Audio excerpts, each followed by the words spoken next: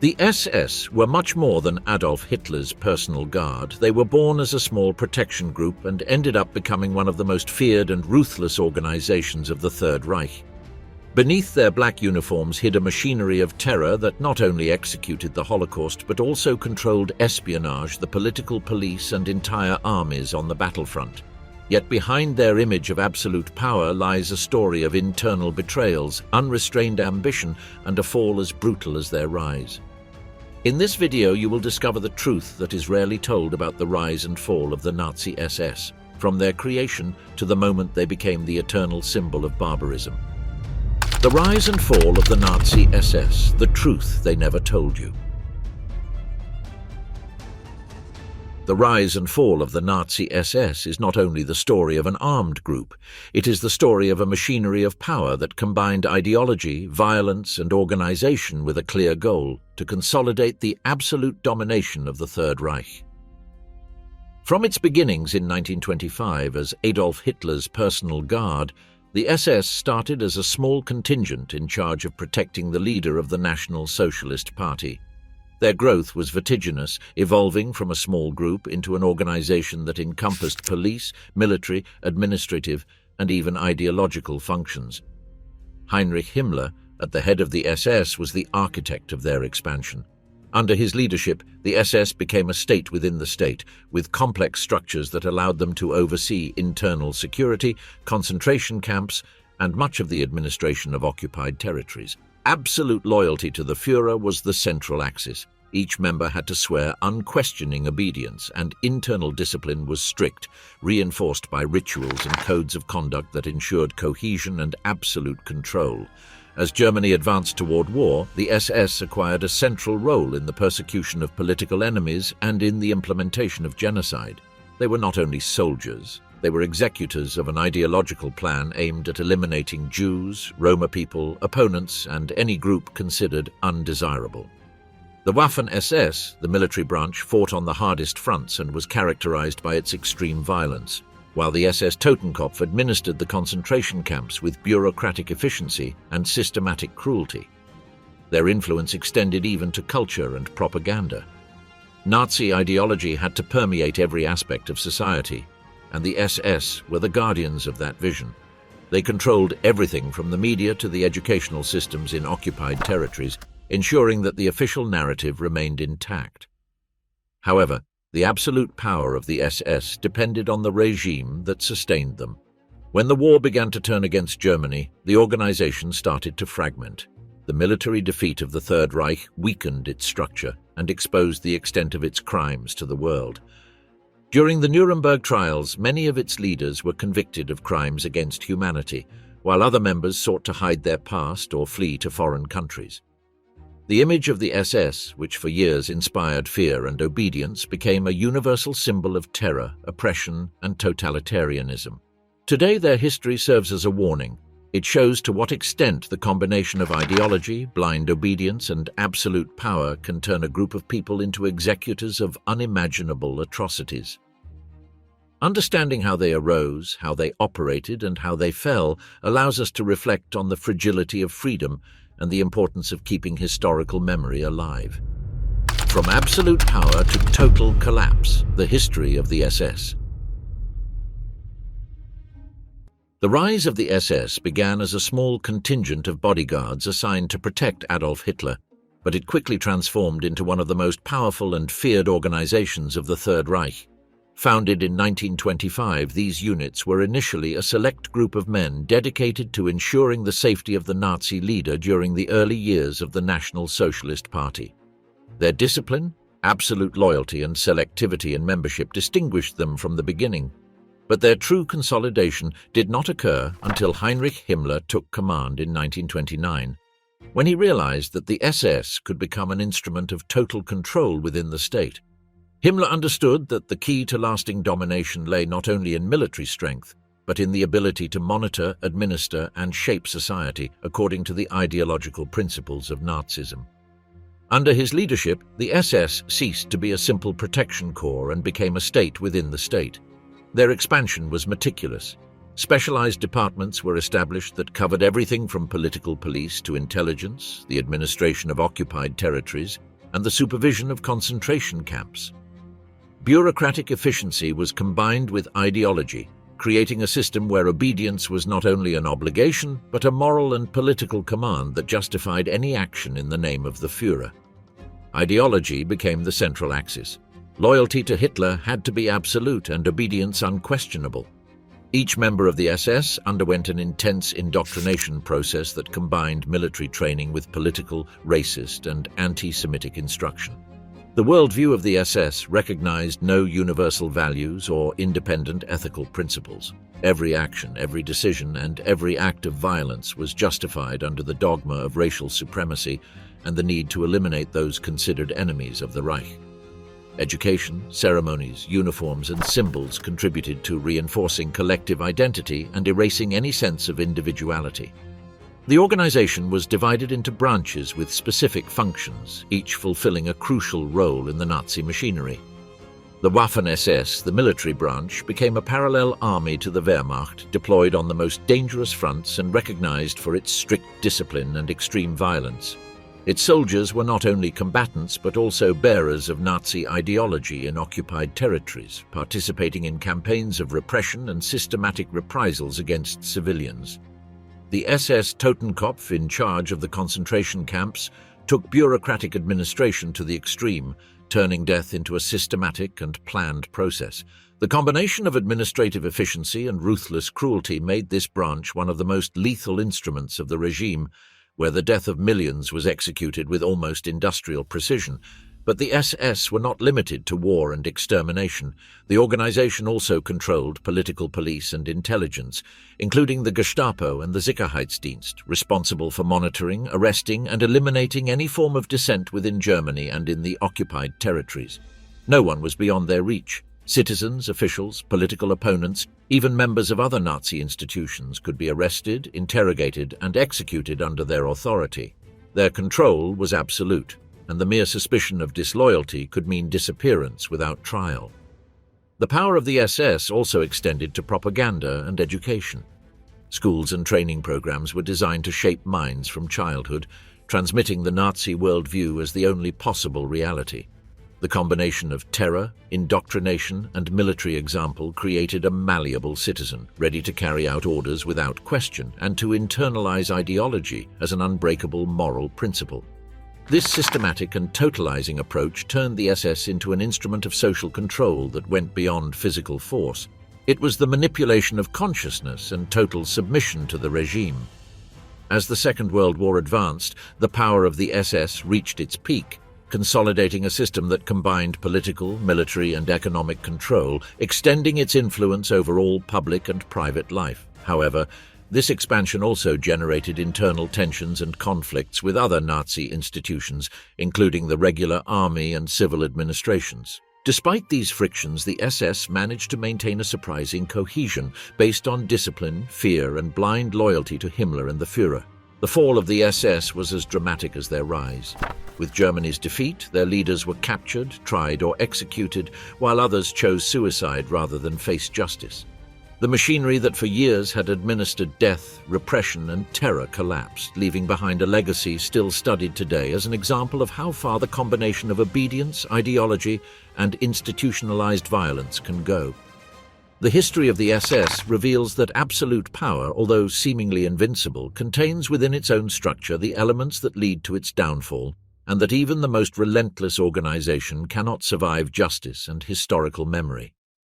The power of the SS was not limited to war or territorial control. Their influence penetrated all levels of German society and the occupied territories, becoming guardians not only of security but of the ideology and values of the Third Reich.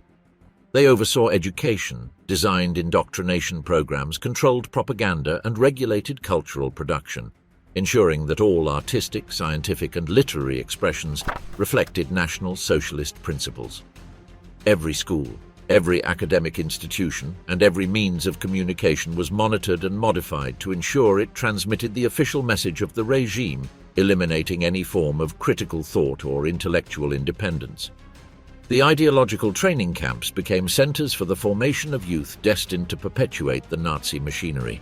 There, they were taught absolute obedience, military discipline, blind loyalty to the Führer, and contempt toward any group considered inferior. From an early age, children and adolescents were instilled with the idea of racial supremacy and the obligation to serve the Reich, developing a worldview where individual morality had no place. The youth trained in these special schools, such as the Hitler Youth and organizations affiliated with the SS, were prepared for both military roles and administrative positions in the regime's bureaucracy, ensuring that each generation was ready to sustain the state's absolute power. The reach of the SS also extended deeply into the private lives of citizens. Marriage, offspring, work, and access to resources were subject to racial and political criteria defined by the organization.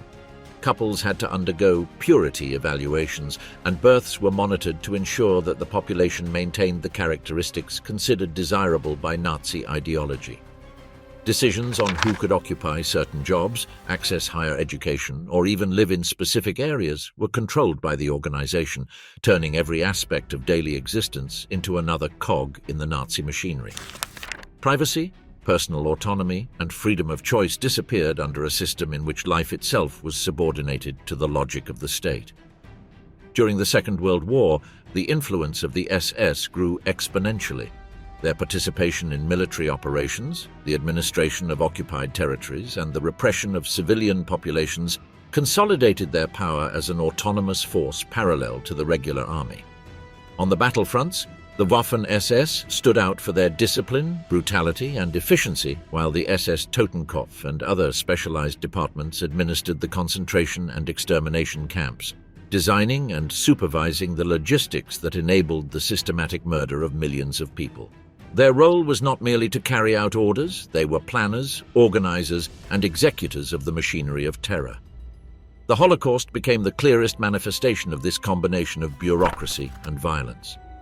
The SS designed everything from railway transports to the selection systems in the gas chambers, including the organization of forced labor, the minimal supply of food and medicine, and the exhaustive documentation of every prisoner. Administrative efficiency joined with extreme cruelty, transforming death into a methodical and calculated process. Every number, every file, and every document represented a life reduced to an object of control, a human being turned into a unit of usefulness for the extermination system. Moreover, the SS extended their influence over local police, puppet governments in the occupied territories, and intelligence services. The Gestapo, the Sicherheitsdienst, and other units under their command monitored, interrogated, and eliminated anyone suspected of disloyalty or resistance. Repression was not arbitrary. It was designed to maintain constant fear among the population, ensuring that any act of opposition was immediately crushed. Neighbors could denounce one another, workers could be arrested over rumors, and entire families could be relocated or executed as examples. The omnipresence of the SS ensured that obedience was not only a legal mandate but also a mechanism of survival. The internal hierarchical structure of the organization also contributed to its efficiency. Each member knew his place, his function, and the value of discipline. Blind obedience and loyalty to the Führer were reinforced through rituals, uniforms, insignia, and ceremonies, creating a collective identity that transcended the individual. The combination of ideological indoctrination, military discipline, and administrative power turned the SS into an instrument of total control, capable of organizing and carrying out acts of mass violence while shaping society according to the standards of Nazism. Ultimately, the history of the SS reveals how obedience, ideology, and administrative structure could combine to sustain an unprecedented system of terror. Its power did not reside solely in weapons or physical violence, but in its ability to transform daily life, the minds of citizens, and the social organization into an extension of the Reich's machinery. The fall of the organization following Germany's defeat in 1945 showed that even the most efficient and brutal apparatus cannot survive indefinitely against justice and historical memory, leaving behind a legacy that continues to be studied as a warning about the limits of authority and human morality. However, this absolute power was intrinsically tied to the regime that sustained it, and like every construction based on terror and blind obedience, it had its limits. As the war advanced, the fronts expanded and the pressure from the Allies intensified, internal cracks within the SS began to become evident. The organization, which for years had acted as a state within the state, was forced to confront the reality of a Reich that could no longer sustain its total dominion. The defeat at Stalingrad, the Allied landing in Normandy, and the continuous bombings over German cities eroded not only troop morale but also the credibility of the leaders who had promised eternal triumph. The high command of the SS, accustomed to operating with impunity and receiving orders without question, began to show signs of desperation. Heinrich Himmler, who had built his entire authority on discipline, bureaucratic efficiency, and unbreakable loyalty to the Führer, found himself trapped in an impossible dilemma: to try to save himself while the system he had designed collapsed. In the final months of the war, Himmler attempted to negotiate with the Allies, even offering information and cooperation in exchange for personal immunity. However, loyalty to the Führer, combined with the structural dependence of the SS on a disintegrating state, made any attempt at salvation insufficient. The fate of the organization was sealed, as was that of the millions of people who had suffered under its control. The military collapse was accompanied by an administrative and psychological collapse. The hierarchical structure that had allowed the SS to organize extermination operations and maintain internal order became chaotic. The combat units dissolved, the concentration camps were left without full supervision, and the chains of command fragmented. Some members tried to hide their involvement in crimes, others fled, and many more were captured by Allied forces advancing relentlessly from the west and the east. The network of power that had sown terror across Europe crumbled, leaving a void of authority and a historical record that documented every atrocity. The Nuremberg trials were the culmination of the dismantling of the SS as an autonomous power. There, the world was able to measure the magnitude of the crimes committed: systematic murders, mass deportations, forced labor, and inhuman medical experiments, all carried out under the mantle of bureaucratic efficiency.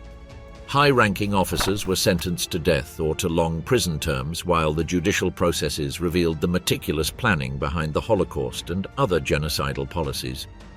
Even after the trials, historical research continued for decades, bringing to light documents, testimonies, and evidence that showed how blind obedience and extreme ideology could turn ordinary men and women into perpetrators of unimaginable atrocities.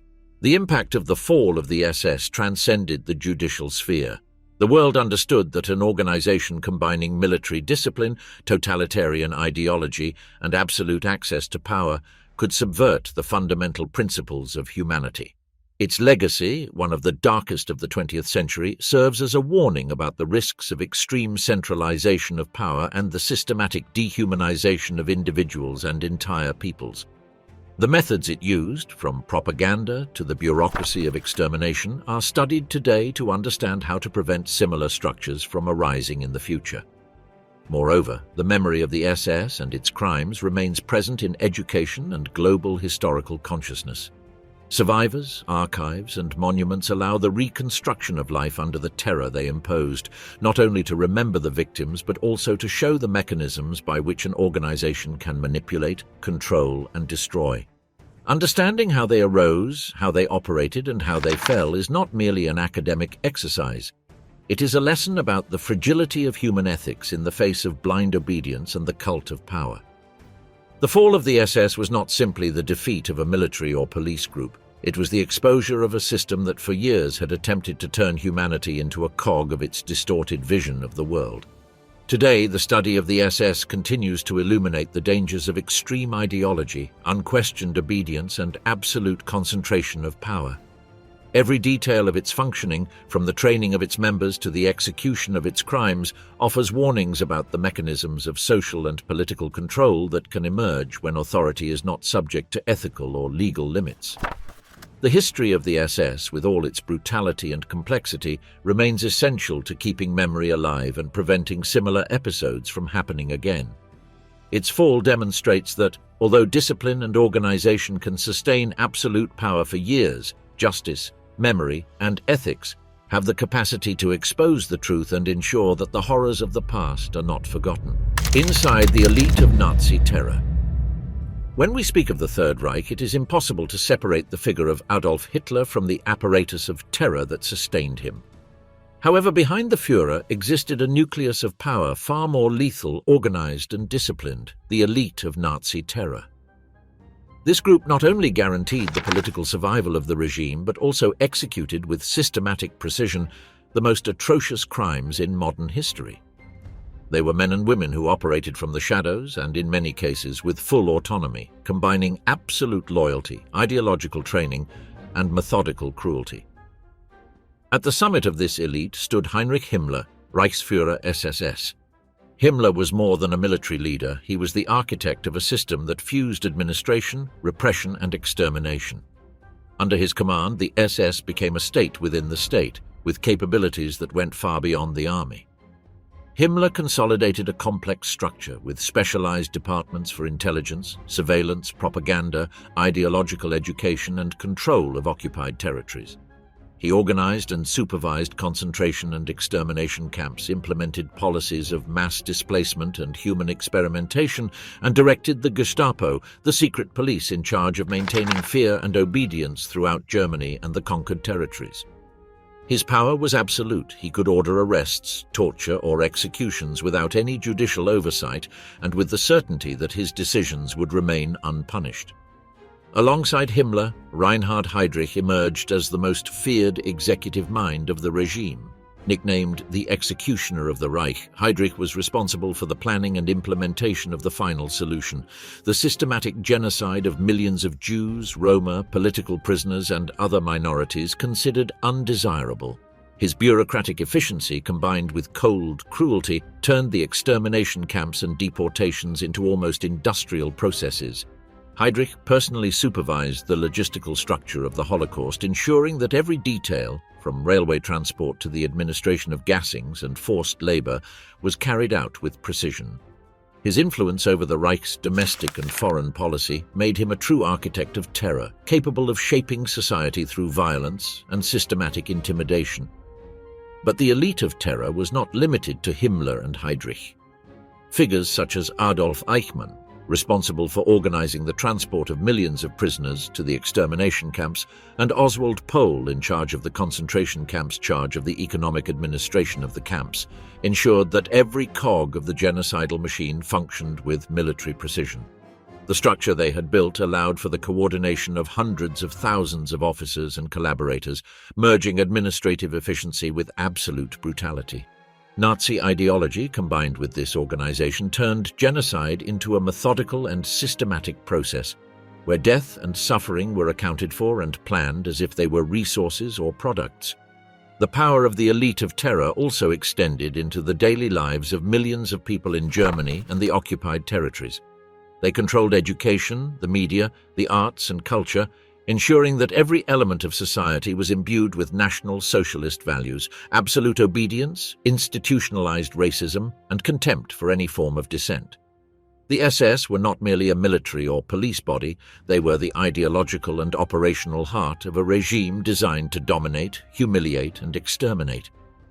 The rise of these leaders was closely linked to the historical context of interwar Germany, where the humiliation of Versailles, the economic crisis, and the fear of communism created fertile ground for radicalization. Himmler and Heydrich knew how to exploit the structure of the National Socialist Party to consolidate their power, create networks of personal loyalty, and transform obedience into a central value of society as a whole.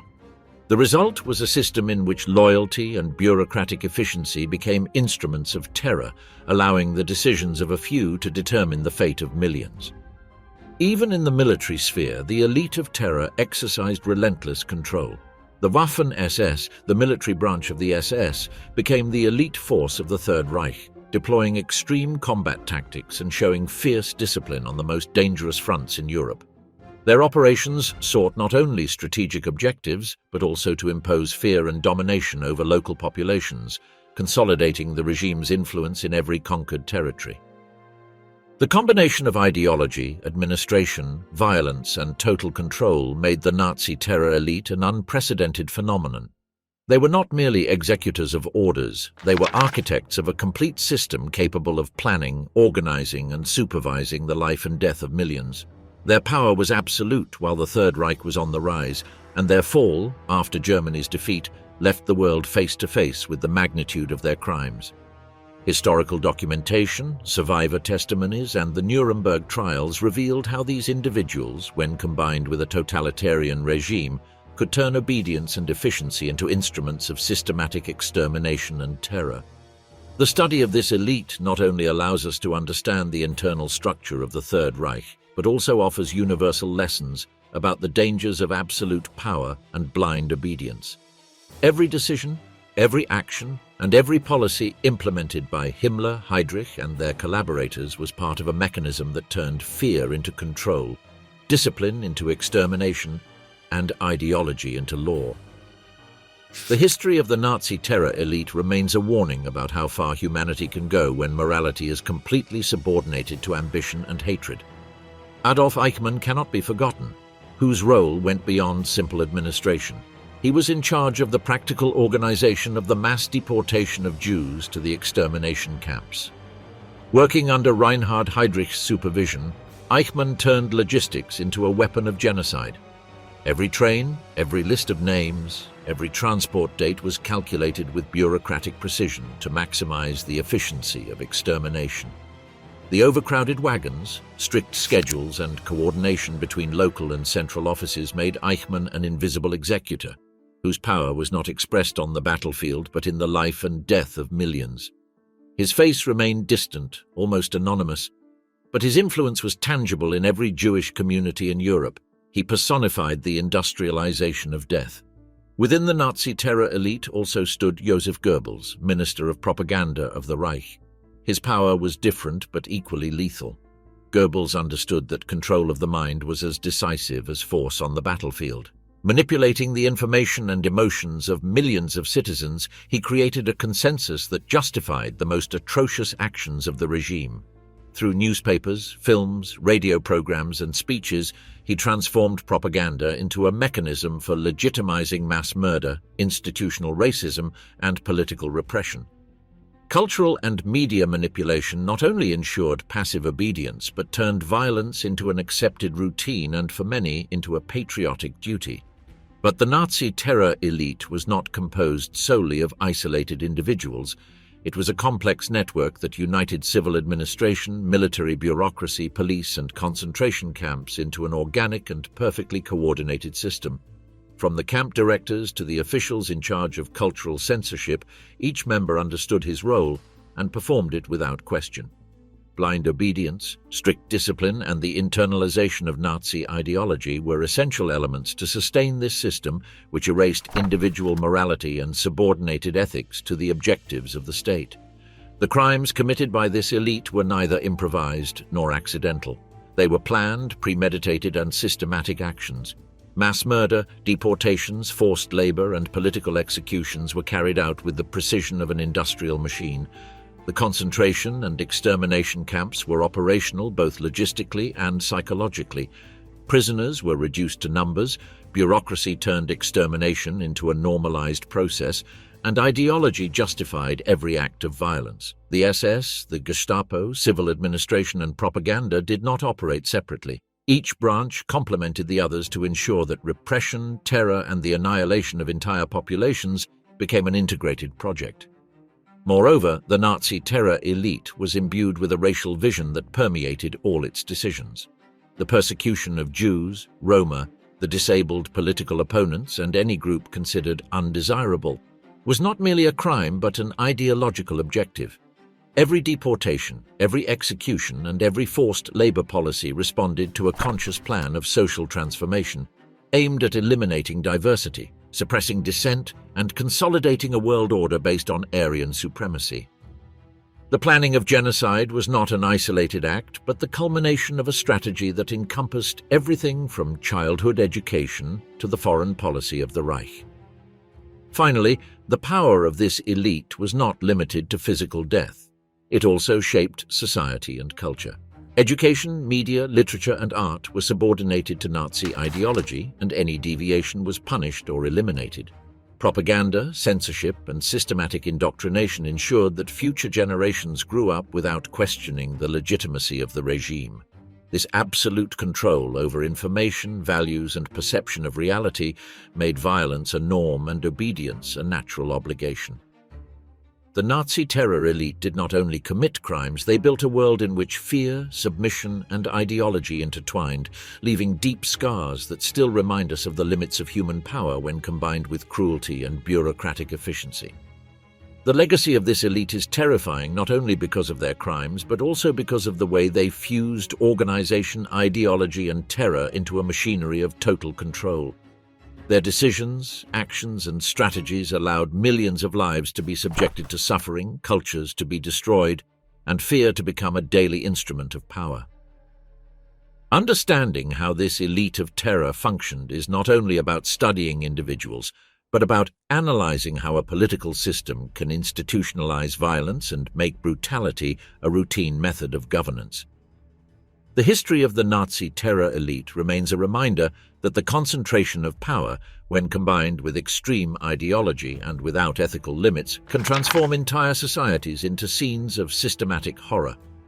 From the high command to the logistical operators, every member of this structure was a cog in a mechanism that brought humanity to the brink of barbarism, leaving lessons that still resonate today about vigilance, memory, and collective responsibility. Organization, obedience, and crime, the machinery of the SS. The Schutzstaffel, known simply as the SS, did not begin as the machinery of terror that would determine the fate of Europe, but as a small group of Adolf Hitler's personal bodyguards. Founded in 1925 under the initial direction of Heinrich Himmler, these units had as their main function to protect the Führer and maintain order within the National Socialist Party. However, this first mission was only the seed of something much greater and more terrifying. Over time, the SS evolved into a central instrument of repression, extermination, and absolute control. They were not merely soldiers, they were an ideological core in which blind obedience, loyalty to the regime, and systematic violence combined to consolidate the power of the Third Reich. From its early years, the SS distinguished itself from the regular military forces. Its selection process did not depend solely on physical abilities or military experience, but also on strict racial and political criteria.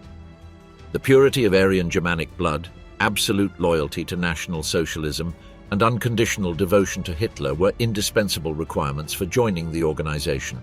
Each recruit had to undergo a rigorous physical examination, tests of family ancestry, and constant psychological control.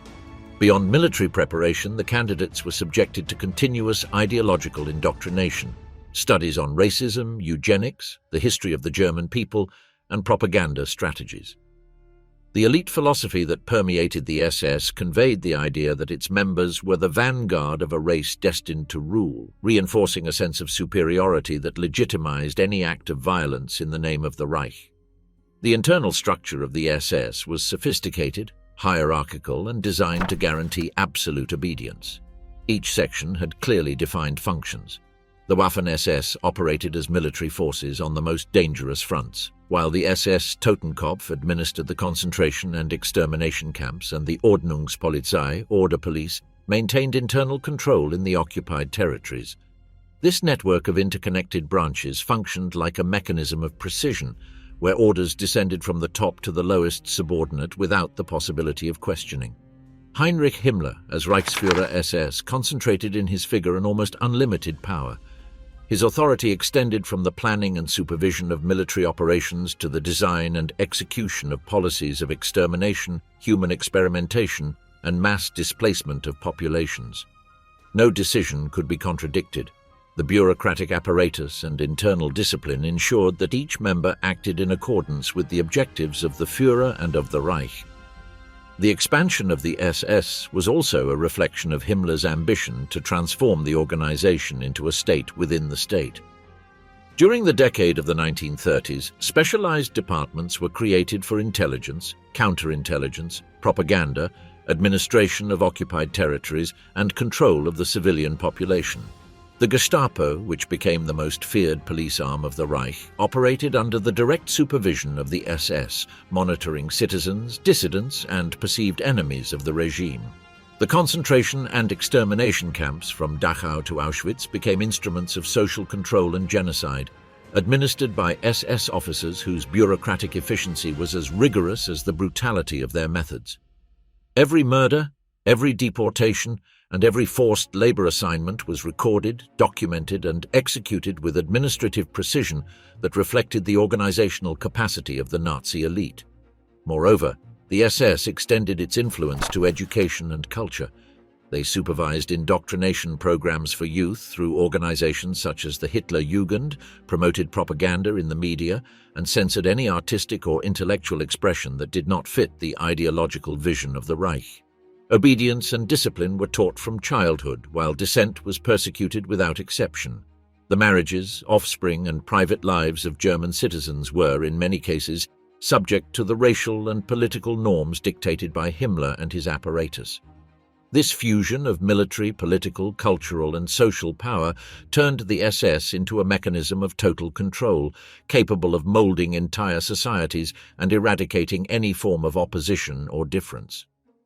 During the Second World War, the participation of the SS became even more extensive.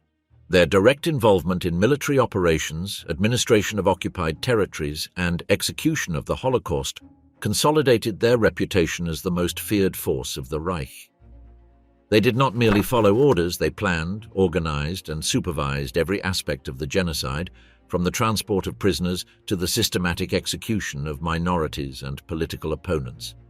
Their discipline, combining bureaucratic efficiency and cruelty, turned the machinery of terror into an almost unbeatable structure, where blind obedience ensured that absolute power was exercised without restraint.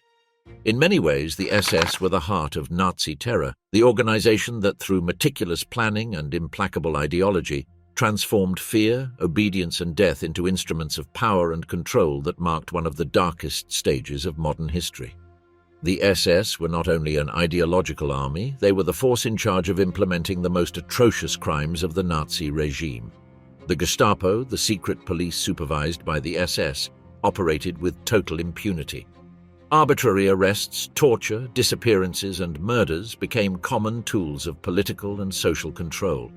In the occupied territories, the SS carried out operations of ethnic cleansing, mass deportation, and extermination of entire communities.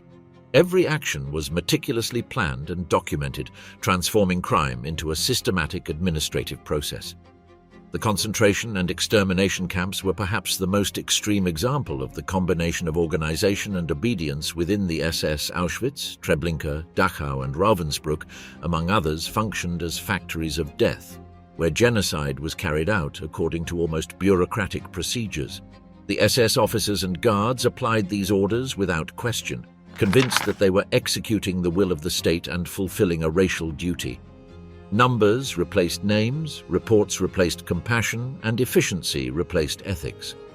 Within the SS elite, there were different branches, each specialized in specific tasks, from the administration of occupied territories to the supervision of extermination camps and the implementation of the final solution. The Waffen-SS, an elite military unit, stood out on the battlefield but also participated in massacres of civilians and systematic reprisals. Meanwhile, the SS Totenkopfverbände were responsible for the daily operation of the extermination camps, ensuring that each order of murder was executed with precision. This web of differentiated and coordinated functions allowed the SS to maintain absolute control over the population, consolidating the regime's power and extending terror in a systematic manner. Obedience within the SS was not merely military, it was ideological.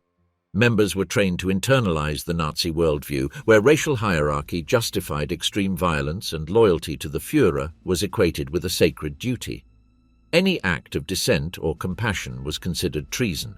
Constant training, internal surveillance, and promotion based on ideological fidelity ensured that obedience was not circumstantial, but a central principle of life within the organization. The legacy of the SS is not limited to the horrors of the Second World War. Its history shows how the combination of rigorous organization, ideological indoctrination, and blind obedience can transform institutions into machines of destruction. Every decision, every action, and every crime was carefully calculated, turning the SS into an extreme example of how structure and discipline can be used to consolidate absolute power, dehumanize entire societies, and perpetrate genocides on an industrial scale. the history of the SS remains a chilling reminder of the human capacity for systematic brutality and of how obedience and organization, when aligned with extreme ideologies, can become the most effective instruments of terror. Understanding this mechanism is essential to prevent similar structures from arising again and to keep alive the memory of those who were victims of the most efficient and ruthless machinery of Nazism. Dark secrets of the most feared arm of the Third Reich. The SS represented far more than a mere military or police corps within the Third Reich. They were the concentrated manifestation of absolute power, the elite tasked with executing Adolf Hitler's ideological and terror-driven vision. From their inception, the SS were built as an exclusive and selective body where unconditional loyalty, extreme discipline, and racial purity were not only requirements but sacred principles. Heinrich Himmler, architect and mastermind of the organization, quickly understood that blind obedience could be transformed into the most effective tool for controlling an empire and executing large-scale extermination plans. His leadership turned the SS into a state within the state capable of intervening in all areas of German life and the occupied territories, from public administration to education, religion, and culture. The most terrifying secret of the SS did not lie solely in their military training or imposing uniforms, but in the combination of bureaucratic organization and ideological brutality. Every action was planned with precision, from arrests and deportations to the administration of concentration camps and mass extermination operations. Efficiency was no accident. It was the foundation upon which a system capable of turning genocide into an almost administrative process was built. Documents, meticulous records, transport reports, and coded orders served as evidence that every crime had been deliberate, calculated, and executed with precision. Even the methods of torture and murder were standardized, turning violence into another cog in the Nazi machine, where death was not only an act of repression, but a systematic procedure. Within the SS, there were specialized divisions, each with clear responsibilities and strict hierarchies. The Gestapo, the Reich's secret police, operated under a veil of mystery and terror, monitoring the entire population and arresting anyone who showed any sign of disobedience or thought contrary to the regime. Its agents worked in networks with local informants, ensuring that distrust and fear settled even among neighbors, families, and friends. The SS Totenkopfverbände were responsible for the administration and operation of concentration and extermination camps. These men and women turned death into a systematic procedure, from the selection of prisoners to mass executions, including exhausting forced labor and inhuman medical experiments.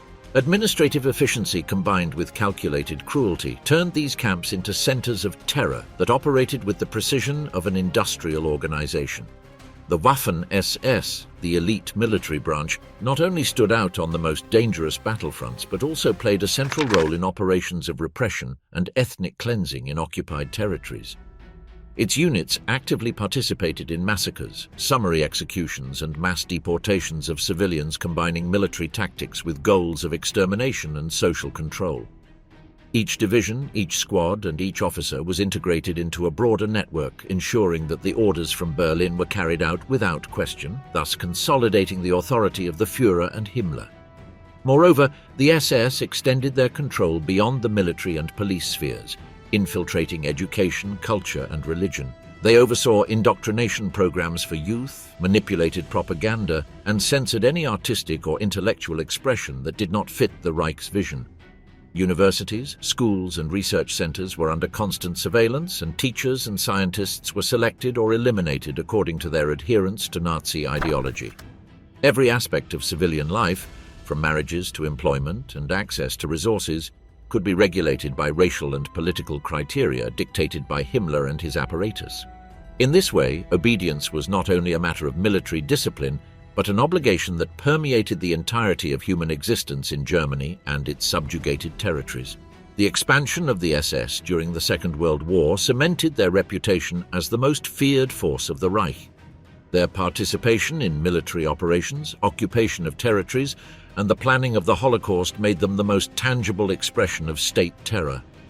They did not merely execute orders, they designed, organized, and supervised every step of genocide.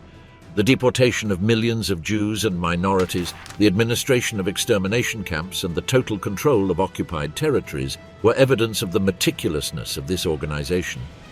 The combination of violence, bureaucratic planning, and ideological indoctrination allowed the SS to exercise absolute control, shaping entire societies and becoming the face of the most systematic and efficient horror Europe had ever known. Ultimately, the SS represent an extreme example of how the combination of fanatical ideology, unbreakable discipline, and unlimited access to power can transform an organization into an instrument of mass destruction. Their history is a reminder of the dangers of blind obedience, concentration of power, and the trivialization of human cruelty, showing that the most organized and efficient structure can also be the most deadly when it lacks ethical and moral limits. Indoctrination was another of the fundamental secrets of the SS. From youth, its members were molded to accept Nazi ideology as absolute truth. Obedience was not based solely on military discipline.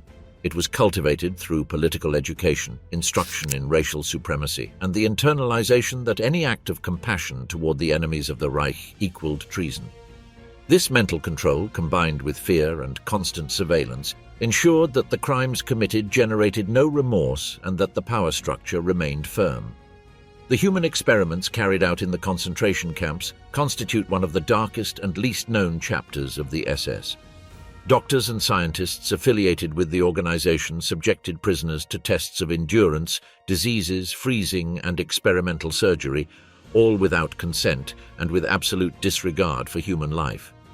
These experiments, although presented as scientific advances, were in reality exercises in systematic cruelty that sought to reinforce the ideology of racial superiority and to optimize methods of extermination. Another little discussed aspect is the network of corruption, espionage, and internal power that operated within the SS. Heinrich Himmler and his subordinates created parallel financial and territorial structures that allowed them to accumulate wealth, control local economies, and maintain their influence beyond the reach of the state itself. This combination of crime, politics, and economics consolidated the SS as an autonomous power within the Third Reich, capable of acting even beyond other institutions, including the Wehrmacht or the civil government. The legacy of the SS also includes clandestine operations outside Germany. From the occupation of Poland to the implementation of the General Plan Ost, millions of people were displaced, exploited, or systematically murdered. Civilian populations lived under constant terror, where any suspicion could mean immediate disappearance. Every action was sustained by a logic of efficiency, obedience, and ideological fulfillment, making the horrors reproducible and sustainable on a massive scale. Even after the collapse of the Third Reich, the secrets of the SS continued to generate controversy. Documents, testimonies, and archives reveal that this organization operated as a state within the state, with its own rules, an internal power structure, and control methods that remain chilling even today. The machinery of death they built was not limited to bullets and gas chambers. It encompassed the mind, culture, and very structure of society itself. The history of the SS reminds us that the combination of radical ideology, extreme discipline, and meticulous planning can become a weapon of incomparable terror. Understanding their dark secrets is essential to grasp not only the magnitude of the horror they unleashed, but also the mechanisms that allow an organization to transform obedience and structure into instruments of absolute control. The shadow of the SS remains a haunting reminder of how far human ambition can go when it merges with fanaticism and limitless power. From the Führer's guardians to symbols of horror. The SS began their existence as a group of personal escorts, the guardians of the Führer, responsible for protecting Adolf Hitler and keeping his surroundings safe and controlled. What was initially a protective function quickly evolved into an instrument of absolute power and systematic terror. Those first members of the Schutzstaffel were chosen for their unbreakable loyalty, extreme discipline, and willingness to place ideology above any moral principle. Loyalty to Hitler was not optional, it was the essence of their identity. Under the direction of Heinrich Himmler, the SSS ceased to be mere guardians and became a complex organization with specialized divisions that encompassed everything from the secret police to the control of concentration camps. The transformation was rapid and meticulously organized. The protection of the Führer became a symbol of authority, while the expansion of its functions allowed the SS to control lives, administer territories, and execute extermination plans with chilling efficiency. The shadow of horror began to grow when these units, initially seen as an elite of protection, assumed the role of executors of genocide and repression. The Gestapo, the state's secret police, acted under their direct supervision, arresting, interrogating, and eliminating those considered enemies of the regime. The crimes committed by these forces were neither spontaneous nor the result of chaos. They were part of a deliberate and systematic plan to impose terror and ensure that the Führer's authority remained unquestionable.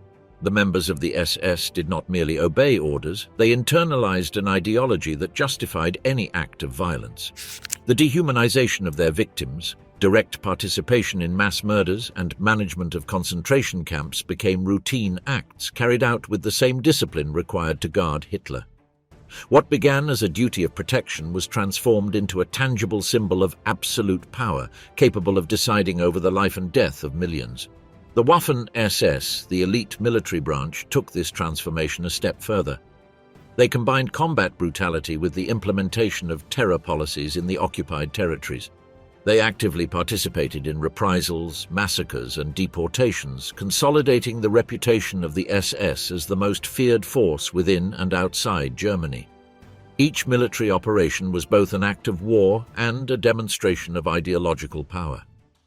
The horrors perpetrated by the SS also extended to medical experimentation in concentration camps. Prisoners, mostly women, children, and the elderly, were used as subjects for inhuman tests.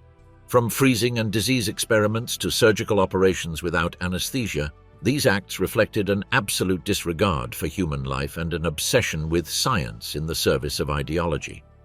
The guardians of the Führer had evolved from protectors to executors of a machinery of terror that would mark history forever. Furthermore, the internal structure of the SS was designed to reinforce blind obedience. The hierarchy was strict, loyalty to the leader supreme, and any sign of doubt was punished severely. Ideology not only permeated military action but also the internal culture of the group. Symbols, rituals, and ceremonies strengthened the idea of racial superiority, extreme discipline, and absolute power. Each member was molded to internalize that his acts, however atrocious, served a higher good: the preservation and expansion of the Reich. The image of the guardians of the Führer became synonymous with horror because they represented the human capacity to transform loyalty and discipline into instruments of extermination and oppression. The same organization that had begun as a protective corps became the embodiment of systematic terror, of the blind obedience that allows ideology to surpass morality. Each black uniform, each insignia, and each ceremony not only reinforced the Führer's authority, but also became a tangible symbol of the machinery of death and repression the Nazis had built. Even after the collapse of the Third Reich, the shadow of the SS remained. Their crimes, planned and executed with military precision, served as a warning of how far absolute power can go when combined with fanaticism and unconditional obedience. The guardians of the Führer ceased to be mere protectors and became icons of systematic terror, symbols of an organized horror that transformed 20th century European history and whose memory remains a disturbing warning for future generations. The strategy, violence, and the fall of the SS leaders. From its foundation, the SS were conceived not merely as Adolf Hitler's personal protection group, but as the spearhead of a political and military project designed to consolidate the absolute control of the Third Reich. Under the direction of Heinrich Himmler, they evolved from a small corps of escorts into a complex and lethal apparatus that combined strategy, violence, and ideological indoctrination to become an unprecedented instrument of power. Their influence extended from the police and civil administration to the social and cultural life of Germany, ensuring that every sphere was subordinated to the will of the Führer. The strategy of the SS was twofold: to consolidate internal power through the repression of any opposition and to project the Reich's strength outward by controlling occupied territories and subjugating their populations. Absolute obedience, extreme discipline, and Nazi ideology fused within each member, transforming the SS into a body in which brutality and meticulous planning combined to guarantee the total dominance of the regime. This was achieved through a strict hierarchical structure, where each unit had specific functions. The Gestapo and the Sicherheitsdienst handled surveillance, espionage, and the elimination of dissidents. The Waffen-SS operated on the combat front, combining military operations with the execution of terror policies, and the Department of Concentration Camp Administration oversaw the imprisonment, exploitation, and extermination of millions of people. Violence was a central component in the expansion and maintenance of SS power. Mass executions, deportations, and the repression of any form of resistance became tools of control. In the occupied territories, from Poland to the Soviet Union, SS leaders implemented strategies of terror designed to break the morale of the population and ensure absolute obedience to the Reich.